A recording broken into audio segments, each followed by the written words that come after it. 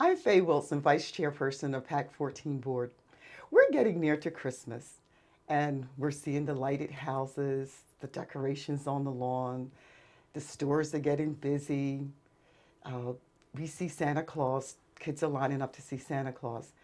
And it's generally associated as a jolly, merry, happy time. But in reality, for some people, it is hard to find joy as the season approaches. For some, they may have experienced an extreme loss, like a loss of a loved one. It could be the loss of a relationship, a loss of a job. And as other people seem to have so much merriment in their lives, their hearts are breaking in two. And so churches have begun to offer something what is called the Blue Christmas Service as a way of ministering to those who are hurting at this time. I'm here with Pastor Julie Lewis from the Rockawakan United Methodist Church in Hebron, and they're offering a Blue Christmas service. Pastor Julie, thank you for being with me. Thank you for having me. It's my pleasure. Can you tell our audience just something about what is a Blue Christmas service and why do you need it? Why do we need it? Well, it's a service that, I don't know about you, but I have really recognized this particular year. We've had people that have lost a lot of people in their lives, and they're approaching this Christmas season, this first season without their loved one. There's people like me actually who've not really lost anybody, but I have three grown children. They're scattered all over the world. And it makes me a little melancholy to see all these families getting together and planning these big things, and I won't have that this year. And so, there's this sense that we should all be putting on this happy face, that this is this joyous time of year. And so we do all these Christmas things, but yet some of us are really kind of not feeling that joy. But Christmas is really not about the lights and the decorations, and it's really a sense of hope that God has sent His Son into a world that was very much like this one, dark and dreary. And yet, there's this hope that there is a God that cares for us and that walks with us through all of these struggles and hears our pain. And these services allow us to come and hear those words of hope without the pressure of feeling joyous and merry and happy, and allowing us to express our grief and our sadness, but also hear the message of hope that God has for us, and celebrate in a different kind of way. Now, this is not a new service. No. It's been observed by faith traditions probably like the past 50 or 60 years. Catholic, United Methodist, Episcopalian. Um, but can you tell me a little bit what people might expect when they come? And I offered that it crosses all denominations so that people will understand that they do not have to be a member of your church. They do not have to be a member of any church, or they could be a member of other faith traditions, but they can still come. But can you tell us a little something about what they might expect when they come to Rockawakan? Well, the service is going to be, I'm not going to say generally somber, but definitely not the joyful, happy that we might see in a regular Christmas Eve service. Although we have much to be joyful for in the birth of Jesus. But what we will be focusing on is the message of hope and allowing our grief to be expressed. We will have a time for people to come light candles. We will hear some scriptures that are a little bit different than the ones that we usually hear at Christmas Eve or on Christmas Day. We will sing songs that maybe aren't quite the joy to the world kind of songs, but still express the hope that God gives us in Jesus. The there'll be tissue boxes because I know I'll be crying. I'm a crybaby at heart, but when we express our grief, it'll be okay. It'll be a safe place. And you're right. You don't have to even have faith at all in God to come to the services, but just know that there's a place that you can express your grief and get through these holidays, which is sometimes a tough thing for people, knowing that there's other people that are experiencing the same thing that you are. And sometimes just knowing that helps us kind of get together and get through these times that are kind of tough for people. Okay. So tell me when your service is and how can people get to Rockawalken? Well, you can Google it. The service is going to be Sunday, December 18th at 6:30.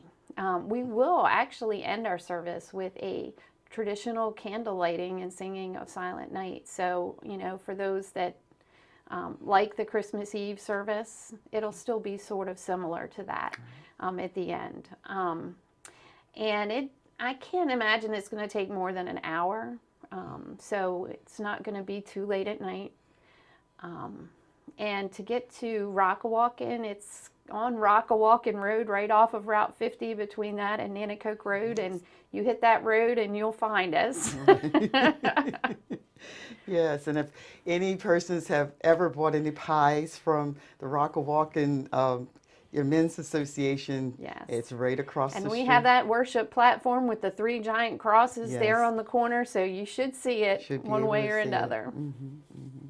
And I'd also like to say that if there are people who can't get to Rockawalken on December the 18th, my church, Mount Zion United Methodist Church, which is a little bit further down the road off Nanticoke Road and Quantico Road, is also offering Blue Christmas services this year. Ours are being held on Friday, December the 23rd. And we do try to make it sort of like a drop-in experience. So if people are at the end of their workday or they want to come by before they go visit someone or even, make a run to the grocery store, they can come. We offer 15-minute services between the hours of 4 and 7 p.m.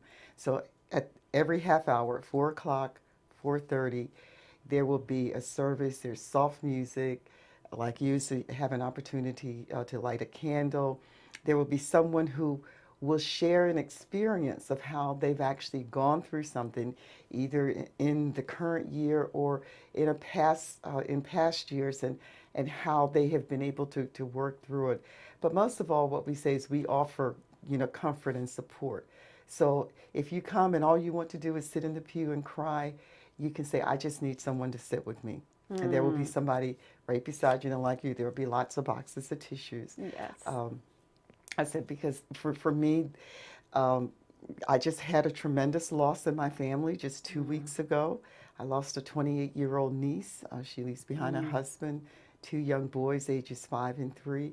And almost every morning when I wake up, it's the first thing on my mind about, accidents happen, but how could this have happened? And so for me, I feel like I don't have that same kind of anticipation for Christmas that I've had in years past. So I'm looking forward to being with you all at your service and also the one at Mount Zion. So one of the things that I want to say, and maybe you can reiterate for me, is that there are also some other churches who Absolutely. are offering services of consolation. For some people, they call it the service of the longest night, because in December we have like the shortest day and the longest night. So if your church is having something, one of the ways in which you can let the community know is to put it on PAC 14's community calendar. And it will scroll along with the other announcements. And so you can find a place where someone will hold your hand and give you a hug and pray for you, where you can light a candle, maybe put a bulb on the Christmas tree in honor of someone, or say a prayer for a particular need that you have in your life at this time. So one more word or something, for the people who are watching us.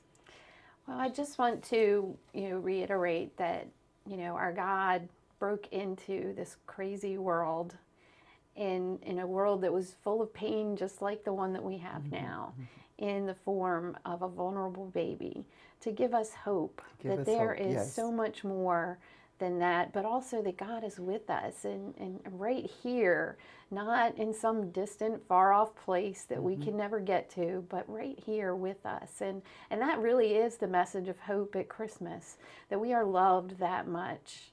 And so, my prayer is that people will, understand and come to know that they are loved even in the middle of their pain and their mess and their grief, Yes.